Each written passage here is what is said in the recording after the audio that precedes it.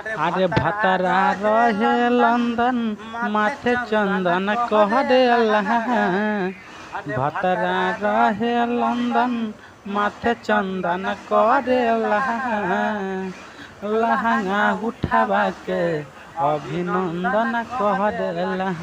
रे सखी रे लहंगा उठावा के अभिनंदन कह दे अल्लाह। क्या हाल बा दोस्त, ठीक है दोस्तों। आज विक्की राज का सॉन्ग एक है जो लहंगा उठवा के अभिनंदन करेला। और यूपी बिहार झारखंड में धमाल मच रहा है, बहुत ही अच्छा बज रहा है, पूरा डीजे पर धूम मचा के रखा हुआ है। और रिया फिल्म से वो सॉन्ग आया है और विपिन बेदर्दी ऑफिशियल चैनल पर उसका ट्रेलर आया है। और आप लोग विपिन बेदर्दी ऑफिशियल चैनल पर जाइए और लाइक शेयर कमेंट ज़रूर करिए। और बहुत ही अच्छा प्यारा सॉन्ग है और लोकगीत है, बहुत धमाल में मच रहा है। जय भोजपुरी।